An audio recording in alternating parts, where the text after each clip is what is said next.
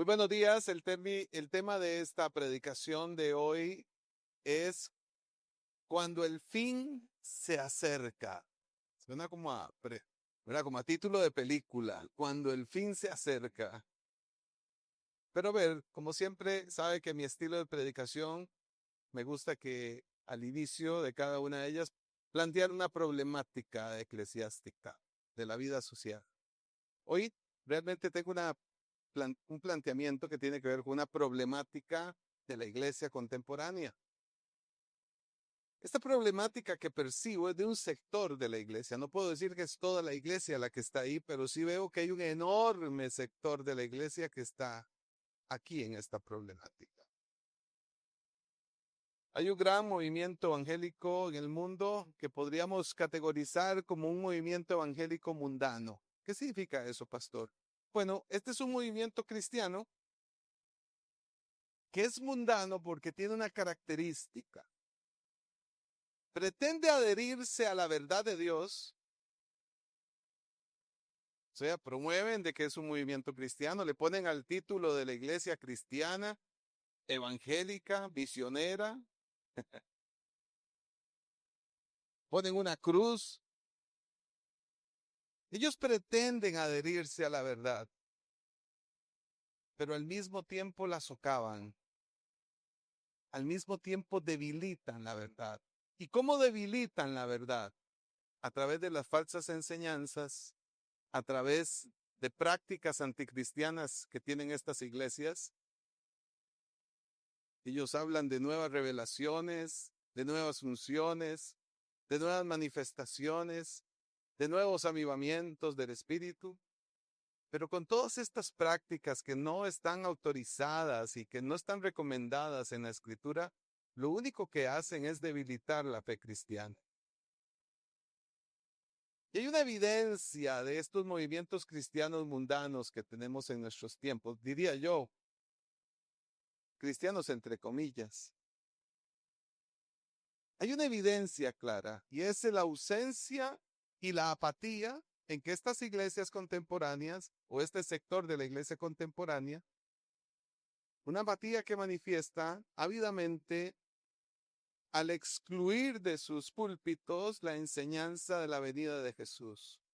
Claro, porque estas iglesias al quebrar, al enseñar falsedad, lo que hacen es que invitan al creyente a mantener su reino en este mundo, hacerles creer que lo mejor que le puede pasar es lo que Dios le da a usted en este mundo. Cuando la promesa de Dios, cuando la escritura enseña que la más grande expectativa que tiene que tener un creyente tiene que ser lo que va a suceder más allá de esta vida, lo que va a suceder luego de que Jesús venga. Una y otra vez leemos en las escrituras que nuestro reino no es de este mundo, que este mundo no es el fin del cristiano, que somos peregrinos, que estamos de paso. ¿Cómo nos ha enseñado esto la primera carta de Pedro? De que realmente tenemos que tener una disposición, una mentalidad puesta en nuestro futuro como creyentes, que tenemos que despejarnos, desmarcarnos de ese posicionamiento carnal y mundano que vemos de la iglesia contemporánea, de hacernos creer o pretender o hacer de que este mundo es nuestro reino, que nos corresponde vivir en este mundo para siempre, que tenemos que acomodarnos y acoplarnos a este mundo porque este mundo es nuestro destino. Y estas todas son enseñanzas antibíblicas y anticristianas que lamentablemente hoy miles de cristianos no entienden porque no les han sido enseñados de forma correcta. Este abandono de la enseñanza de la segunda venida de Cristo nos hace percibir y creer que efectivamente la iglesia de hoy vive un terrible ausentismo, un consciente ausentismo de lo que implica la preparación de un creyente cuando el fin cada vez es más cerca. Y que el Señor a lo largo de todo el Nuevo Testamento tiene la presunción de que usted y yo estemos permanentemente preparados para ese día glorioso y dichoso que esperamos cada uno de nosotros esté anhelando ver y que cada día de nuestra vida estemos esperando vivir. Es evidente que los afanes de la vida, la ansiedad, esas presunciones que tenemos diariamente, a veces y en ocasiones muy comúnmente, nos hacen perder de vista el valor del retorno de Cristo. Y hoy en esta predicación tendremos como objetivo, a través de la enseñanza del apóstol Pedro, el volver a recordar cómo un creyente verdadero, que pertenece a una iglesia verdadera, debe de esperar la segunda venida del Cristo verdadero. Muy bien, entonces hoy vamos a ver las instrucciones de Pedro, una vez más, como lo hemos estado haciendo a lo largo de los últimos meses, pero esta vez Pedro nos va a enseñar cómo tenemos con nuestra vida espiritual cotidiana y a través de nuestra fe, expresar una fe genuina que fortalezca día a día nuestra manera de ver la segunda venida de nuestro ser. Quiero invitarle a que abra la Biblia en la preciosa primera epístola o primera carta de Pedro, capítulo 4, y veamos la sección que nos corresponde hoy en esta predicación dominical. Primera carta de Pedro, capítulo número 4, por favor. Busque su Biblia en esta mañana. Y si no tiene una Biblia, le recomiendo que compre una, que consiga una, que la descargue.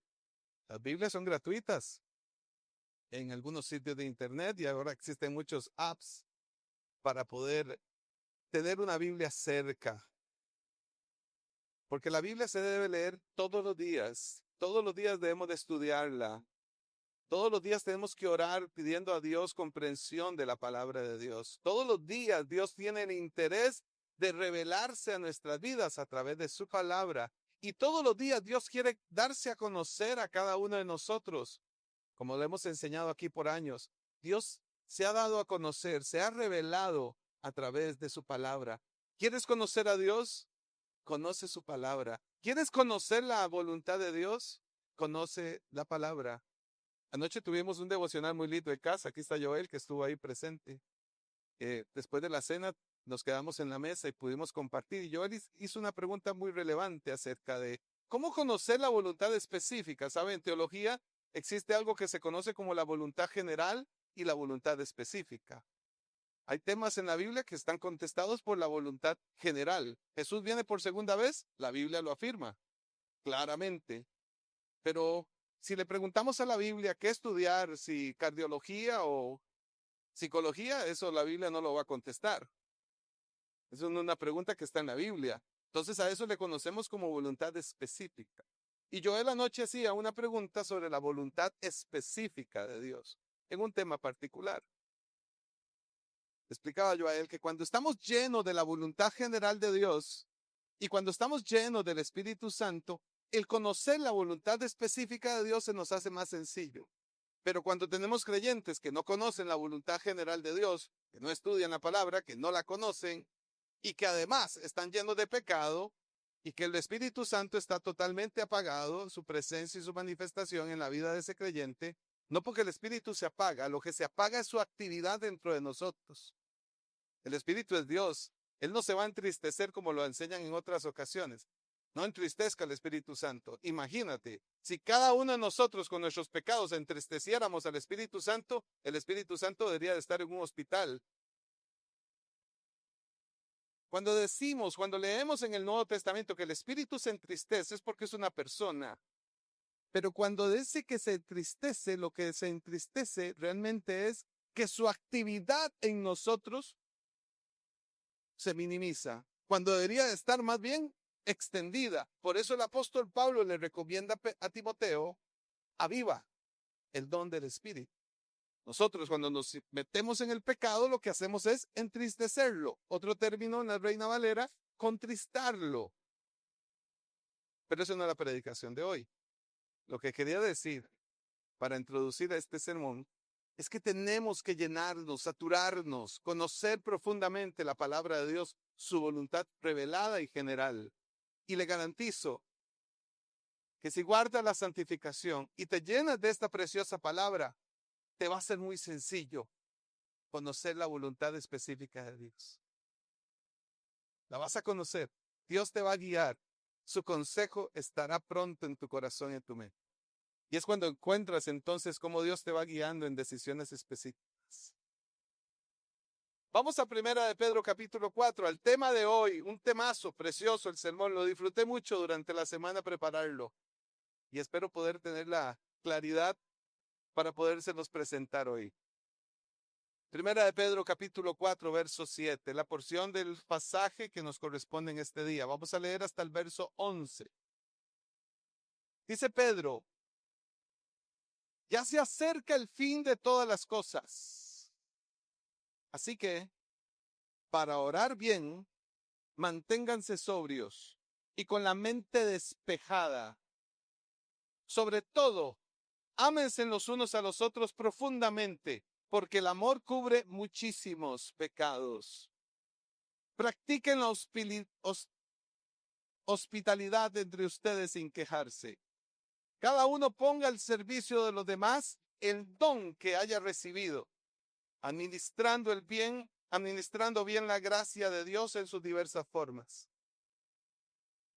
El que habla, hágalo como quien expresa las palabras mismas de Dios. El que presta algún servicio, hágalo con la fortaleza que Dios le proporciona. Así Dios será en todo alabado por medio de Jesucristo, a quien sea la gloria y el poder por los siglos de los siglos. Bien, abramos este pasaje precioso y descubramos la intención de Pedro detrás del pasaje. ¿Qué es lo que Pedro nos está comunicando aquí? Lo primero, nos hace una advertencia. Pedro dice: mas el fin de todas las cosas se acerca. Hay una razón por la que Pedro va a explicar lo que luego nos va a decir, y es que hay una prontitud en la conciencia del cristiano desde hace 2000 años. Y es que esa prontitud significa que en cualquier momento el fin acontecerá. Ese fin del cual habla Pedro allí tiene que ver con una meta que se alcanza, el cumplimiento de una misión, el objetivo alcanzado. ¿Cuál es el objetivo? ¿Cuál es la meta? ¿Y cuál es el cumplimiento al cual se hace referencia según Primera de Pedro 4?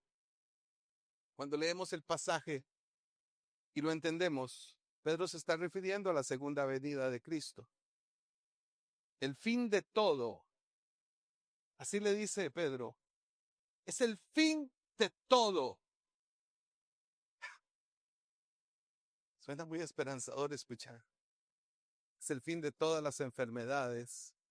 Es el fin de todas las tribulaciones. Es el fin de toda la maldad de este mundo. Es el fin de las guerras verdaderamente, no de los tratados temporales que hacen los hombres. Por cierto, y alabamos a Dios por el tratado, por el acuerdo de paz entre Gaza, entre los palestinos, más bien el grupo Hamas e Israel, este grupo terrorista. Celebramos esto, reconocemos, pero son acuerdos temporales, mis queridos hermanos. Los verdaderos acuerdos permanentes serán hasta que Cristo venga por segunda vez. Y entonces allí sí que el sufrimiento se detendrá, nunca más el padecimiento y nunca más la prueba de sufrimiento. Pedro dice: el fin de todo se acerca. Hay un término en teología que utilizamos para hablar de la segunda venida de Cristo, que es: su regreso es inminente. Ese término inminente, que significa puede ocurrir en cualquier momento. Y eso es lo que Pedro está enseñando aquí.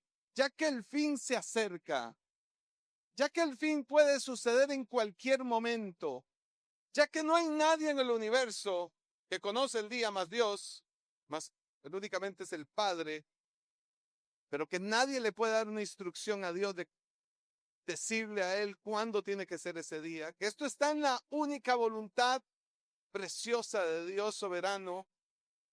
Dado que esta esperanza se acerca, qué hermoso como lo dice Pedro,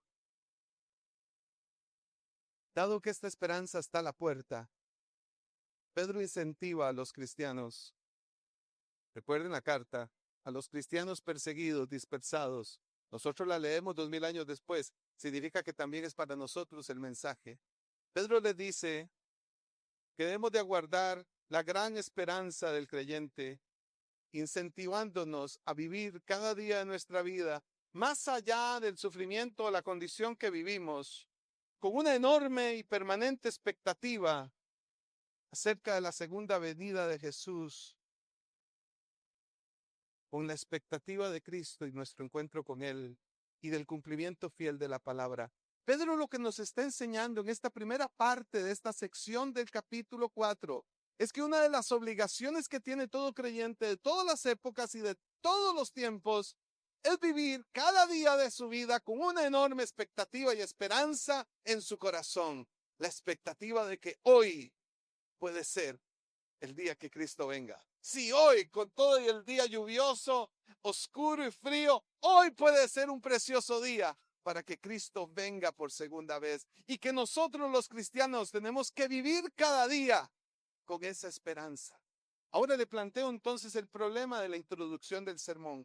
¿Cómo congeniamos el hecho de que hay un sector de nuestra iglesia que ama vivir en este mundo, que hace tesoros en este mundo, que le enseñan a atesorar cosas en este mundo, a acumular riqueza en este mundo? ¿Cómo congeniamos esta acción con vivir con la esperanza de que hoy puede ser el día que Cristo regrese? Algunos erróneamente podrán decir, pastor, según su postura, entonces ningún cristiano debería de ahorrar y ningún cristiano debería comprar una casa y ningún cristiano podría hacerse de un bien material. No es eso lo que estamos enseñando.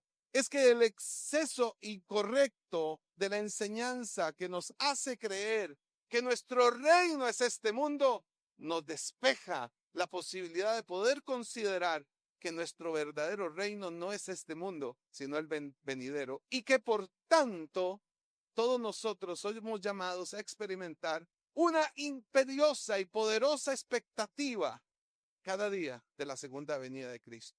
Pero además, al tener esta enorme expectativa cada día, significa que cada día estamos obligados a vivir como si hoy viniese Cristo y que nuestra vida, nuestra forma de hablar, nuestra conducta, nuestras actitudes reflejaran ese deseo de que Cristo venga hoy. Lo que quiero decir en palabras más sencillas es que la vida de un creyente tiene que identificarse cada día como si hoy viniese Cristo. Debemos de tener una clase de vida. Cuando hablo de clase de vida es la forma en cómo hablamos, cómo pensamos, cómo decidimos, qué decidimos, cómo enfrentamos el sufrimiento, cómo enfrentamos la prueba, cómo disfrutamos nuestro ocio, cómo disfrutamos nuestro descanso. Cada día, como si Cristo viniese hoy. Esa es la clave del Nuevo Testamento acerca de la actitud que debe de tener un verdadero creyente conforme al tema de que su venida está cerca. Su venida está muy cerca. En el Nuevo Testamento se resalta la importancia de la anticipación de los creyentes por la inminente regreso de Jesús. El Señor mismo lo dijo en Lucas 12:40.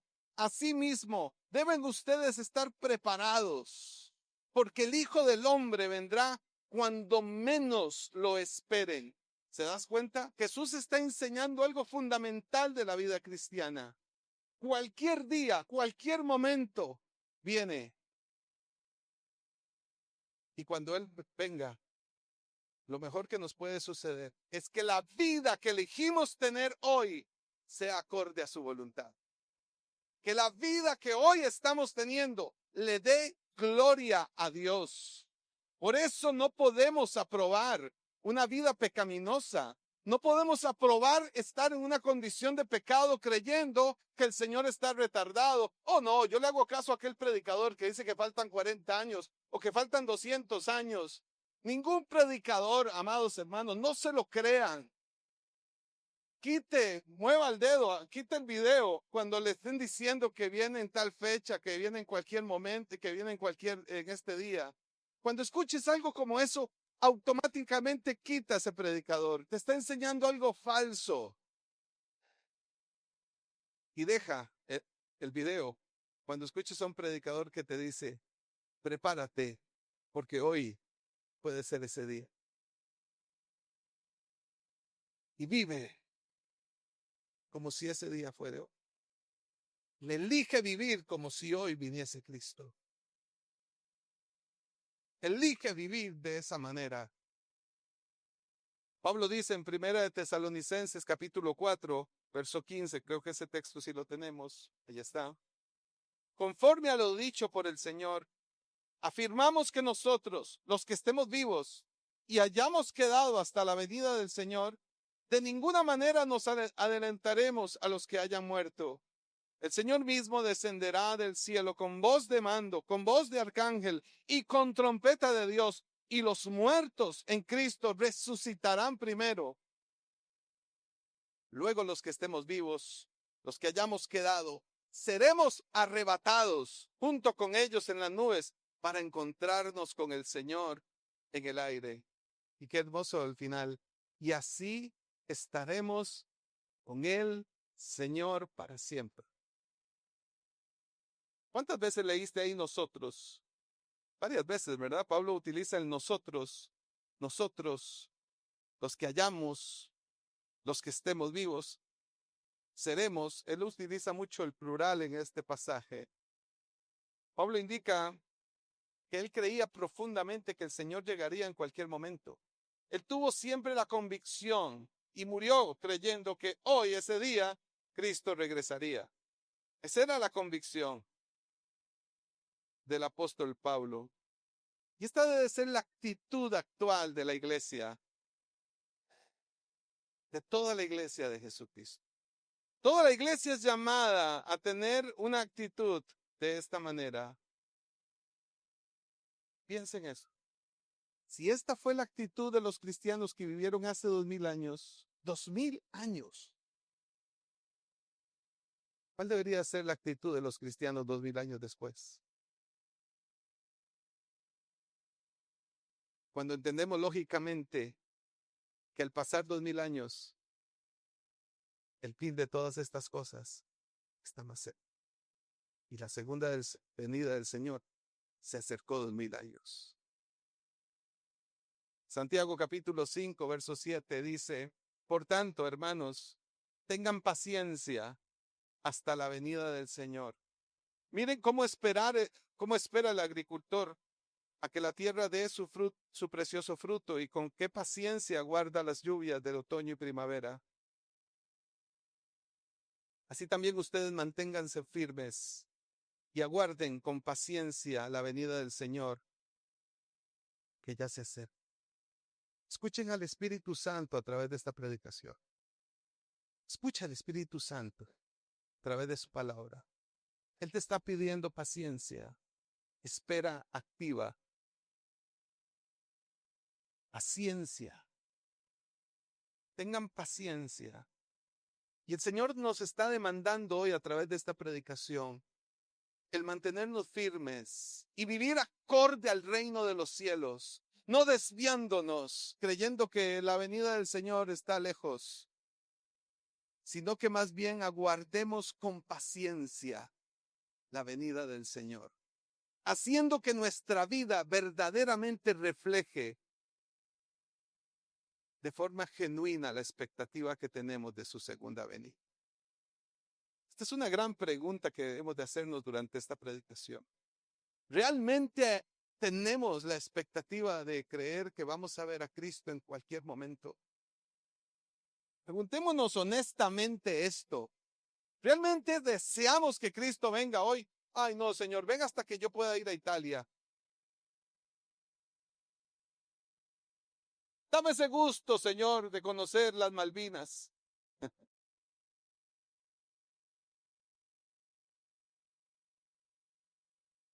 Déjame animarte con algo. La belleza de Cristo no se comparará con ninguno. Por supuesto que cuando estamos en un abatimiento, con una prueba tan fuerte, cuando estamos con una enfermedad, desearemos que ya viniera Cristo y se acabe esto. Pero tampoco debería ser esta la motivación de un creyente para que Cristo venga. La verdadera motivación es el encuentro precioso de una novia que fue purificada y limpiada por la sangre del Cordero, que entonces se experimentará la preciosa boda con el novio perfecto que es nuestro Señor Jesucristo. Próximo sábado vamos a estar celebrando una boda de una pareja que Dios nos ha permitido ayudar y acompañar en una restauración hermosísima. No son de nuestra iglesia, pero es la pareja cristiana. Y tenemos esa expectativa de ver ese encuentro de este día, porque definitivamente el matrimonio refleja esa unión de Cristo con su iglesia. Qué honroso, qué hermoso honrar a Dios así. La pregunta que el Espíritu Santo me ha estado hablando durante la semana es: Daniel, ¿cómo estás esperándome? ¿Cuál es tu actitud mientras esperas mi segunda venida? ¿Qué estás haciendo? ¿Qué estás hablando? ¿Qué estás haciendo por mi segunda venida? ¿Cómo le estás compartiendo mi mensaje a otros que no me conocen antes de que venga? Si estás consciente de que habrá un juicio después de mi venida, ¿qué estás haciendo para que otros sean librados de ese juicio eterno? Pero hay otra pregunta que ha rondado en mi cabeza durante esta semana, y es: ¿qué hubiese pasado si la Biblia dijera que en el año 2035 viene el Señor? ¿Qué pasaría si aquí estuviese escrito que en el año 2036 viene Cristo? ¿Cómo cree que sería la vida cristiana si tuviéramos una fecha aquí? ¿Cómo cree que hubieran sido los cristianos del primer siglo? Imagínense, van a decir: no, le faltan 2035 años, yo que voy a estar ahí vivo. ¿Cómo creen que sería el cristianismo si tuviéramos una fecha? Creo que hubiesen dos extremos. Unos que dirían: cristianismo, ni qué cristianismo, en el año 2034 me arrepiento. Así viviríamos muchos, postergando la decisión de entregarse a Cristo, viviendo de una forma vana y pecaminosa, aceptando una vida de inmoralidad y aceptando la vida de pecado. Así creo que vivirían muchos, si bien la fecha, si tuvieran la fecha. Pero en el otro extremo, creo que habría otro problema, porque entonces tendríamos cristianos inseguros, llenos de ansiedad y temor, diciendo: es el 2034. ¿Qué voy a hacer con mi casa, con mi carro de lujo que todavía no estoy pagando? Pero ¿qué voy a hacer con él? Estamos, entre comillas, cristianos llenos de ansiedad, de afán, perturbados porque van a perder todo lo que tienen porque Cristo viene. ¿Te das cuenta? La segunda venida de Cristo trastoca nuestra naturaleza pecaminosa aún. Por eso era imposible que Jesús manifestara una fecha, porque si no el cristianismo estaría, como decimos en buen tico, cabeza con la cabeza loca. Los creyentes perderían motivación, interés, caeríamos en la complacencia del mundo, y otros más bien estarían llenos de temor, de angustia al ver que ese día se acerca y que sus vidas no reflejan la actitud correcta de su regreso. Pero la fecha no la sabemos. Y aquel predicador que lo enseña, ya le dije: quite ese video, por favor, deje de escuchar eso. Deje de que su mente sea confundida. Porque el Señor no quiere que su pueblo sepa la fecha, porque Él quiere que su pueblo se centre en esperanza, en una vida verdaderamente que refleje tal esperanza, que tenga la actitud correcta de un discípulo que espera cada día su segunda venida. Que su conducta refleje ese deseo de que Él venga por segunda vez. Que viva con una expectativa bíblica y equilibrada de su segunda venida. La inminencia de su regreso hace que los creyentes nos aboquemos a una vida de santificación y por tanto de lucha contra el pecado, orientados a la obra evangelística y misionera, pues sabemos que cuando Cristo venga por segunda vez, Él va a condenar a los no creyentes y que los creyentes tendremos también que presentarnos ante ese tribunal. En el caso de los no creyentes, su destino será la condenación eterna. Lucas capítulo 12, verso 35, Jesús habla acerca de la aptitud que debe tener un verdadero creyente que espera su segunda venida. Y vea qué hermoso como lo dice Cristo. Manténganse listos, dice. Manténganse listos con la ropa bien ajustada y las lámparas encendidas. Oigan esto, escuche iglesia. Pórtense como siervos que esperan a que regrese su señor de un banquete de bodas, para abrirle la puerta tan pronto como él llegue y toque. Y oiga el verso 37, qué hermoso. Dichosos los siervos a quienes su señor encuentre pendientes de su llegada. Así dice el Señor. Dichosos aquellos a quienes su señor encuentre pendientes de su llegada. Les aseguro que se ajustará la ropa, hará que los siervos se sientan a la mesa y él mismo se pondrá a servirles.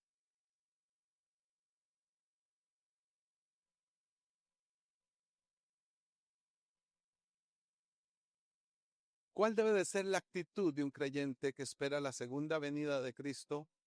Mantente listo. Manténgase listo. Y compórtese. Viva. Tenga la actitud de un siervo que espera su regreso, de una sierva que espera su regreso. Por tanto, aquellos que harán así, la Escritura les llama dichosos, benditos, bienaventurados. Cuando Cristo venga, los encuentre viviendas.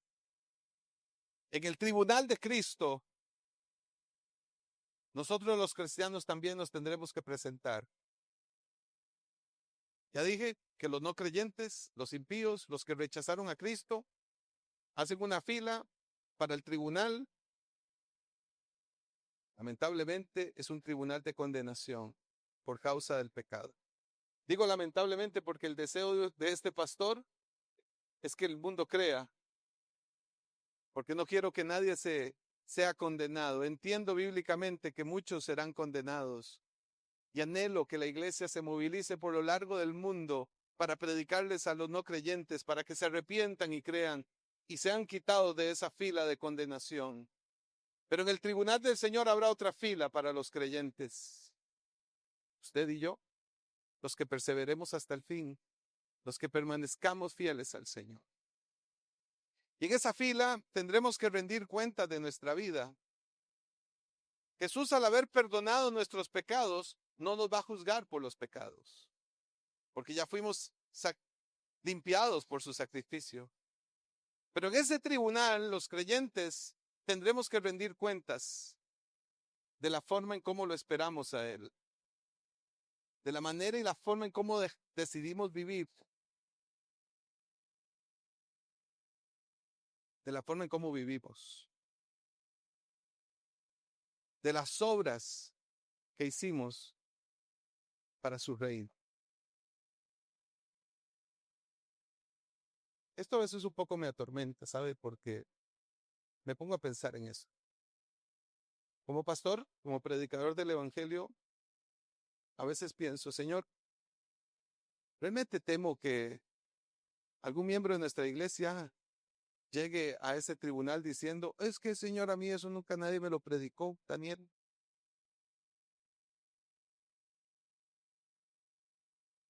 A mí el pastor Daniel nunca me predicó eso.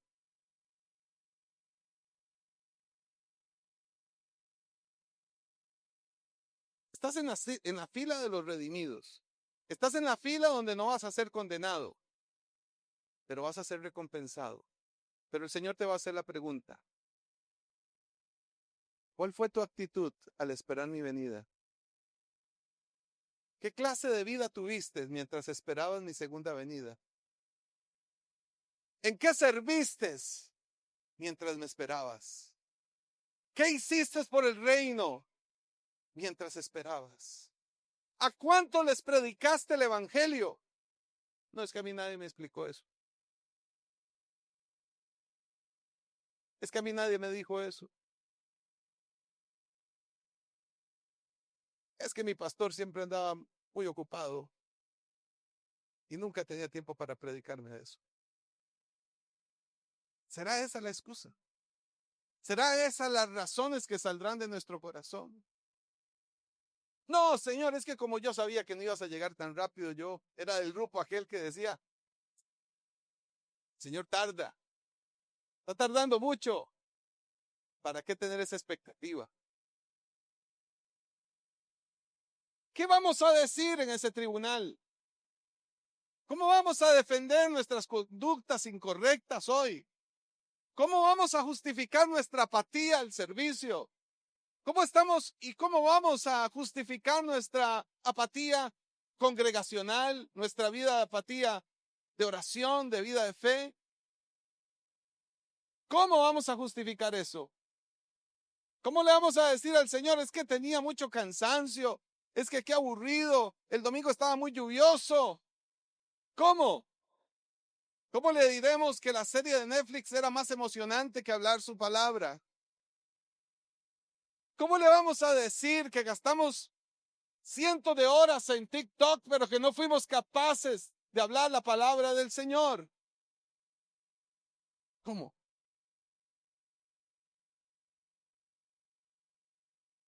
Mis amados, nos estamos preparando cada día para eso. Somos responsables de esta decisión. Un día tendremos que rendir en este tribunal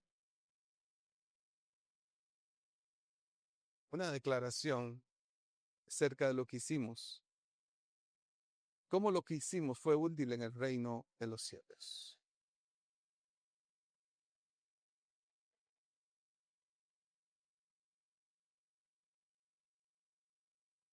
Volvamos a primera de Pedro 4. Pedro nos da una serie de recomendaciones acerca de cómo debe de vivir un cristiano verdadero esperando la segunda venida del Señor. Volvamos al verso 7. Entonces Pedro dice, ya que el fin se acerca, ya que el fin está ahí, es inminente, ya que la segunda venida de Cristo es en cualquier momento, dice, así que para orar bien, manténganse sobrios y con la mente despejada. Sobre todo, ámense los unos a los otros profundamente, porque el amor cubre muchísimos pecados. Practiquen la hospitalidad entre ustedes sin quejarse. Cada uno ponga al servicio de los demás el don que haya recibido, administrando bien la gracia de Dios en sus diversas formas.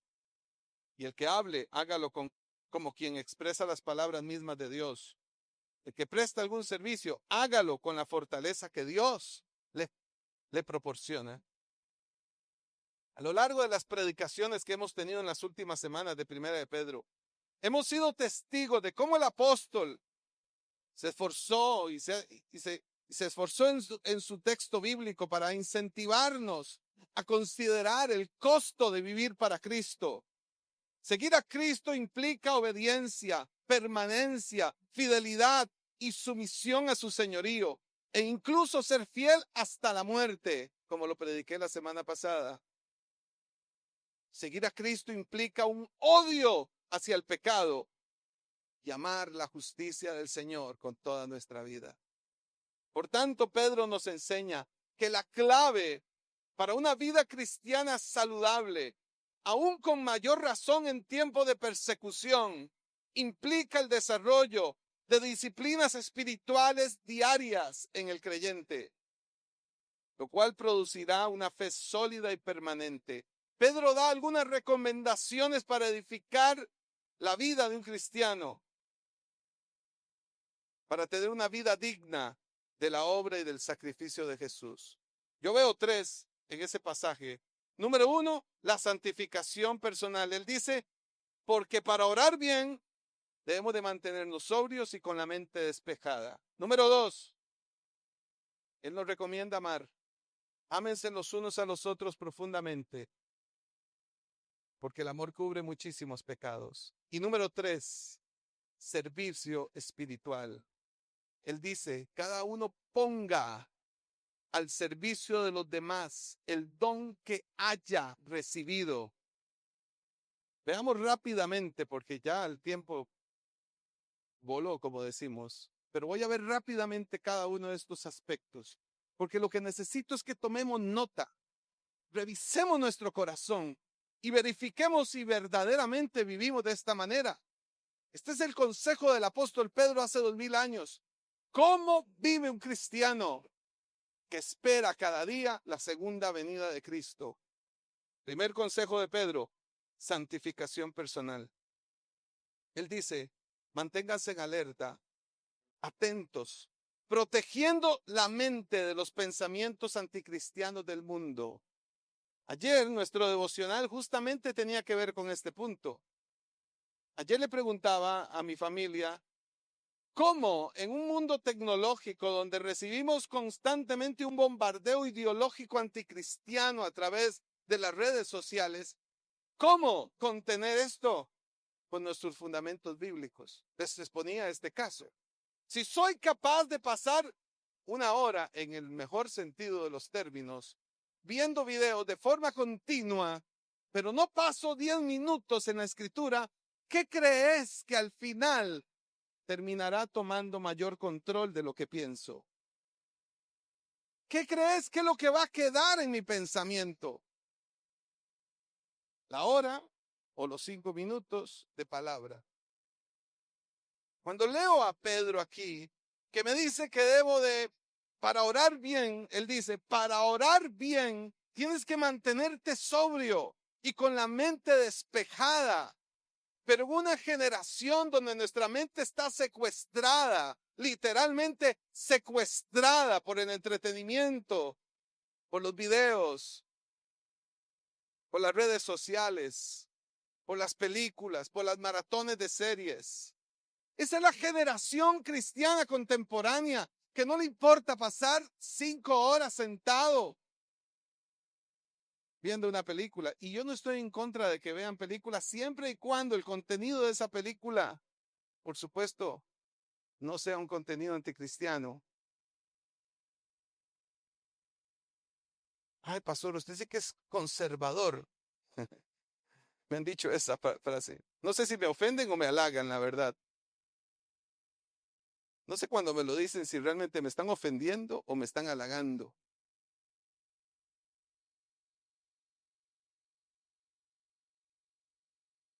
Pero es que en un mundo de tanta inmoralidad, en un mundo tan perverso, en un mundo tan hostil, en un mundo de tanta y tanto pecado, entiendo bien lo que Pedro me está recomendando. Nuestra mente debe estar sometida a Cristo y su palabra, orientada a las prioridades de la vida espiritual y a la vida justa, y no a Instagram. Somos llamados a mantenernos alertas, sobrios, espiritualmente atentos. Jesús le dijo a sus discípulos, velen. Otra vez le dijo, velen y oren. La oración es el núcleo de todas las disciplinas espirituales. Pero la oración necesita que nuestra mente se mantenga anclada en la palabra de Dios y en la guía del Espíritu Santo. Despojada de los afanes del mundo y apegada a la verdad bíblica y a los claros propósitos divinos. Amados, no se puede orar una vez a la semana. La oración tiene que ser diaria. la lectura de la Biblia diaria.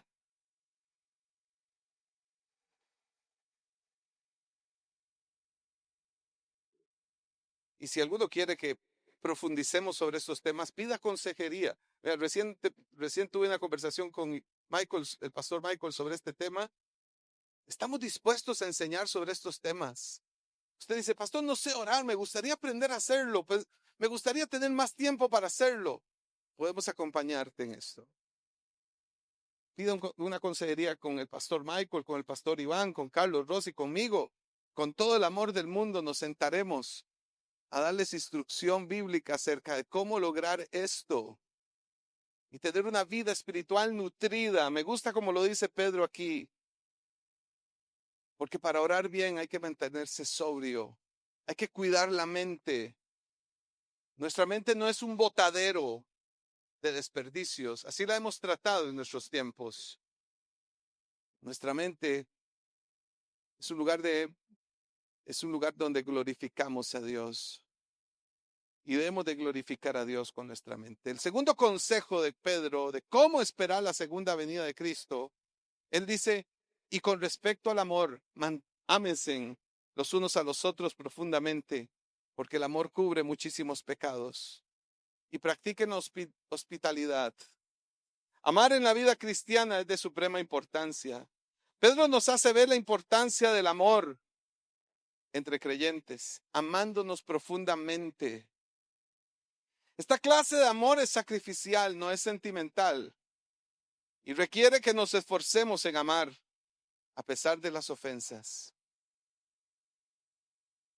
El verdadero amor entre cristianos deberá de manifestarse especialmente ante las ofensas,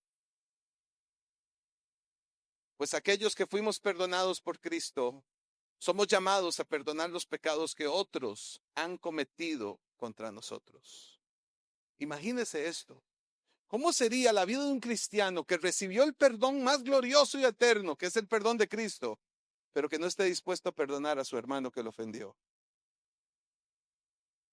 ¿Cómo sería una vida cristiana así? ¿Cómo? Si hemos sido dignos de su perdón, ¿cómo no estaríamos dispuestos a perdonar a quien nos han lastimado? Los cristianos somos llamados a seguir el ejemplo del Señor, decidiendo incluso amar a quienes nos han hecho daño.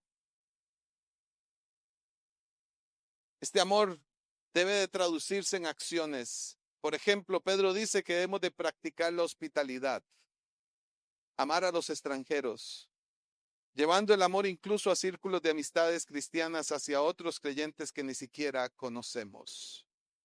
A veces es muy sencillo amar al que nos ama, pero lo que yo leo aquí en Pedro es, ama al que no conoces, ama al extranjero y ama al que te hizo daño.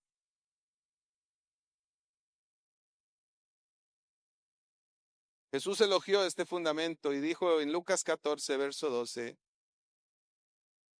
cuando des una comida o una cena, no invites a tus amigos, ni a tus hermanos, ni a tus parientes, ni a tus vecinos ricos, no sea que ellos a su vez te inviten y así seas recompensado. Más bien, cuando des un banquete, invita a los pobres, a los lisiados, a los cojos y a los ciegos, a los que huelen feo. Entonces serás dichoso, pues aunque ellos no tienen con qué recompensarte, serás recompensado. Oiga esto, serás recompensado con la resurrección de los justos.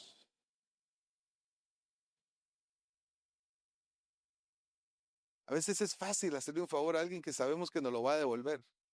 Incluso lo condicionamos así. Bueno, yo te doy esto, pero ya sabes, después no me digas que no. Amarramos el favor, ¿no? Pero lo que escucho a Jesús decirme aquí es, muestra hospitalidad, muestra amor en aquellos que sabes que no te dan a devolver nada. Ah, no, pastor, yo con gente así no me junto. No me junto, no, junto también, ¿verdad? ese orgullo, ese orgullo pecaminoso que tenemos todos que enfrentar. No, a mí no me junte con gente que huele feo. Yo felicito al equipo de misiones que está llegando al Hospital Calderón. Hago público ese reconocimiento en esta predicación. Incentivo a otros que quieran unirse a hablar con el pastor Iván, que han estado llegando a visitar a personas enfermas a los hospitales. Los testimonios han sido espectaculares, espectaculares. Anita, Toño, Iván, Edwin, por favor, si alguno quiere acercarse a ese ministerio que están ahorita llevando a cabo, sería glorioso que puedan participar, porque es allí donde aprendemos, es allí donde nuestro corazón crece. Nadie de esos hospitales los conocen a ellos, ni ellos a la gente del hospital, pero están mostrando hospitalidad y amor. Pastor, es que yo no tengo tiempo. Ese es el lío que tenemos en la iglesia de hoy. Ese egoísmo de solo vivir para nosotros mismos. Ese es el gran lío cristiano de hoy. Yo nunca tengo tiempo. Mejor seamos sinceros. Yo no tengo la disposición. Eso me hace acordar una anécdota, un poco chistosa, pero a la vez es testimonial. Hace unos años fui a visitar a un hermano aquí de la iglesia que estaba en el Hospital México porque le había dado un preinfarto. Entonces yo me fui un domingo después de culto y lo fui a visitar. Y lo que siempre nos pasa en los hospitales, cuando la gente está en un hospital, está muy vulnerable. Todos quieren recibir oración, todos quieren escuchar del Señor. Es un lugar idóneo para predicar y es necesario hacerlo. Y entonces yo estaba orando por el hermanito allí, terminamos la oración, todo estuvo hermoso. Y entonces en lo que yo voy saliendo, ya saben, los pasillos estos que tienen 6 camas, 3 de un lado, 3 de otro. En lo que yo voy saliendo, yo veo que un hermano que está en la última, pero lo tenían como tapado con una sábana ahí, como una cortina, perdón. Él me hace así la mano. Y yo entendí que lo que quería era que yo fuera a orar. Entonces yo me metí ahí con el hombre y lo abracé y comencé a orar por él. Yo diciendo, aquí estoy haciendo mi trabajo pastoral y oro por este hombre. Y ya lo llevo al arrepentimiento, que encuentre a Cristo. El hombre casi ni podía hablar. Pero cuando levanto mi vista, veo un cartel que tiene encima de la cama y que dice, paciente infecto contagioso. Dios mío santo, lo que es la precipitación, ¿verdad? Y dije, bueno, hey, yo no vi eso. Yo nada más oré por el hermano. Cuando le llamo a Joana, amor, fíjate que me pasó esto. Estaban los chiquillos pequeñitos, estaban pequeñitos de 4 o 5 años, ¿sí? Me tuve que desnudar en el garaje de la casa porque no, toda la ropa directo a la lavadora. Me echaron cloro, alcohol, bueno, quedé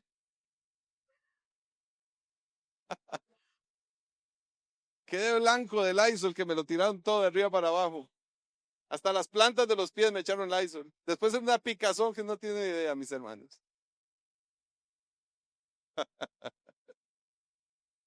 Sí, ha habido muchas anécdotas y muchas experiencias que hemos tenido en los hospitales. Gracias, hermanos. Gracias por mostrarnos esto. Gracias por predicarnos de esto. Y gracias por una iglesia que hace la obra del Señor. Así como Jesús elogió esto, yo los elogio de parte del Señor. Tercer fundamento y final, el servicio espiritual. Uy, ese será para otro día un poco más profundo. Pedro dice que cuando esperamos la segunda venida de Cristo, mientras esperamos, tenemos que servir. Él dice, cada uno ponga el servicio de los demás, el don que haya recibido, administrando bien la gracia de Dios en sus diversas formas. Pedro nos recuerda que todos los cristianos hemos recibido un don espiritual. ¿Ya sabes cuál es el tuyo? Ay, no, pastor. Bueno, acércate a los pastores. Te ayudaremos a identificarlo. Hemos recibido un don espiritual, un poder divino para ministrar el cuerpo de Cristo. En 1 Corintios 12, verso 7, Pablo dice, a cada uno se le da una manifestación especial del Espíritu para el bien de los demás. No es para para que sea jactancioso ni orgulloso, es para el bien de los demás. Todo esto lo hace un mismo y único Espíritu, quien reparte a cada uno según lo determina. Ay, pastor, es que yo estoy orando para que el Señor me dé un don profético. Oración infructuosa. Uno no ora para que Dios te dé dones, porque dice la palabra del Señor que Él reparte a cada uno según Él lo determina. Así como cada parte de nuestro cuerpo posee una función particular, así también sucede con cada miembro del cuerpo de Cristo. Dado que es el Espíritu Santo quien supervisa soberanamente la distribución de los dones espirituales, los creyentes no podemos ganarlos, no podemos orar pidiéndolos, ni generarlos de ninguna manera. Yo recuerdo en mi familia, bueno, mejor no dar detalles porque a veces pasa, pero a veces oraciones donde querían que se manifestaran dones y oraban por esos dones. Y el don lo da el Espíritu. El objetivo de estos dones que el Espíritu Santo nos ha dado es con el fin de que pongamos al servicio de otros para el beneficio del cuerpo de Cristo. Pedro nos llama a administrar bien estos dones, sirviendo con ellos a otros de modo sabio y de manera obediente. Asimismo nos exhorta a administrar estos dones bien en sus diversas formas, pues cada uno debe mostrar estos dones con una mezcla única de la gracia y fe. Esto proveerá la necesaria edificación de la iglesia. Voy a poner un ejemplo de esto. Aquí en nuestra iglesia, bendito Dios, tenemos un montón de hermanas y hermanos que tienen el don de la enseñanza. Gloria a Dios. Y yo espero que estos hermanos y hermanas que tienen el don de la enseñanza sigan ejercitándolo. Pero no todos predicamos igual. Eso es lo que Pedro está enseñando. Cada quien tiene una gracia que Dios le ha dado, a pesar de que es el mismo don, pero lo expresa de una manera diferente. Volvamos a Primera de Pedro y terminemos nuestra predicación de hoy. Pedro termina esta sección del capítulo con una doxología. ¿Qué es una doxología? Una expresión de alabanza y gloria de Dios. Verso 11. Así Dios será en todo alabado por medio de Jesucristo, a quien sea la gloria y el poder por los siglos de los siglos. Amén. El objetivo de cada creyente es cumplir sus obligaciones como cristianos en este mundo hostil, mientras espera la segunda venida del Señor, para que Dios sea alabado por medio de Jesucristo. Dios demanda ser alabado en todo. Esto incluye en todo lo que pensamos, en todo lo que decimos y en todo lo que hacemos. Primera Corintios capítulo 10, verso 31. En conclusión, dice Pablo, ya que sea que coman, que beban o hagan cualquier otra cosa, háganlo todo para la gloria de Dios. El llamado de Dios a través de la predicación de este día nos llama a darle gloria a Dios a través de la santificación personal, con respecto al amarnos y con respecto al servicio espiritual.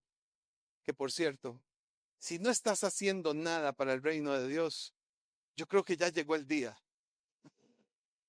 Yo creo que ya llegó el día en que Dios te está haciendo entender que va a llegar un momento, que va a llegar un día donde tendrás que estar frente a ese tribunal y escucharás las palabras del Señor. A ver, hija, ¿con qué quieres que te recompense?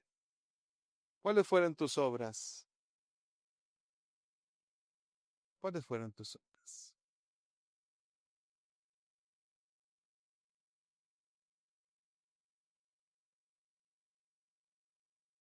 ¿En qué le serviste a la iglesia? Vamos a estar en pie.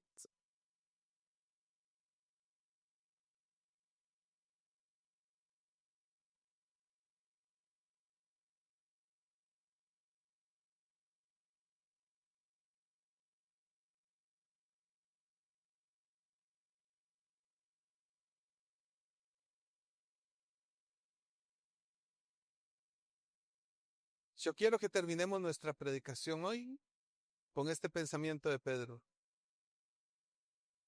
Cada uno ponga al servicio de los demás el don que haya recibido, administrando bien la gracia de Dios en sus diversas formas, administrando bien. Administrando bien. ¿Qué es administrar bien? Que mi vida vaya acorde con mi servicio. Que lo que yo soy y lo que yo hago vaya acorde con el título del servicio que Dios me dio. Que mi vida íntima vaya acorde con el don que Dios me dio. ¿De qué valdría tener el don de la predicación, un don tan hermoso con el cual les he servido hoy a ustedes? Pero si mi vida interior está lejos de la predicación, está lejos de la palabra.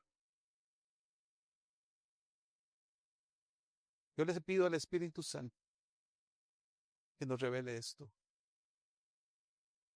Y que por favor nos dejemos de excusas. No tengo tiempo, estoy muy enfermo. Todos podemos servir porque todos tenemos un don. Que no te lo ganaste. Fue el Espíritu Santo quien de forma soberana te lo dio. Pastor, me encantaría saber cuál es. Con gusto podemos ayudarte en esto.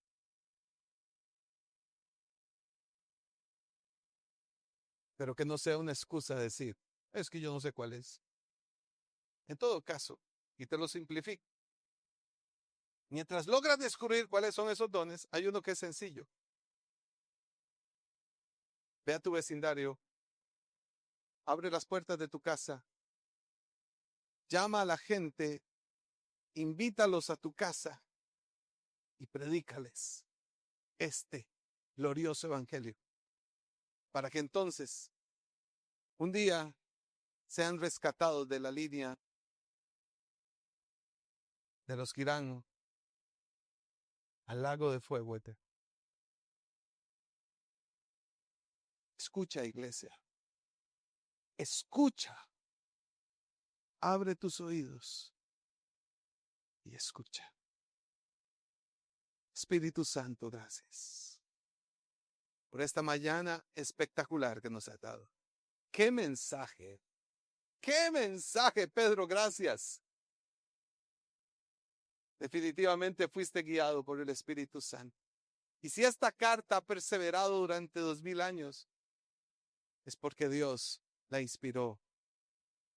Porque este mensaje no puede venir solamente de un corazón humano. Tuvo que haber sido inspirada por Dios. Hoy, Señor, nos has impulsado a 3 tareas. Una, esperarte a ti como lo mereces cada día, con una gran expectativa y una gran esperanza de tu segunda venida. Y mientras esperamos el día dichoso y glorioso, aprendamos a perseverar en las disciplinas espirituales, en la santificación personal, en la oración, en la congregación, en la palabra, amando tu palabra y obedeciendo. Mientras regresas, aprendiendo a amarnos los unos a los otros de forma verdadera y ejercitando la hospitalidad, sirviendo a otros, principalmente aquellos que no nos van a devolver nada.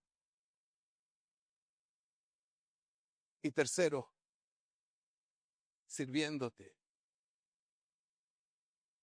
siendo útil el glorioso don que nos diste, para que otros conozcan la verdad, para que otros escuchen tu verdad.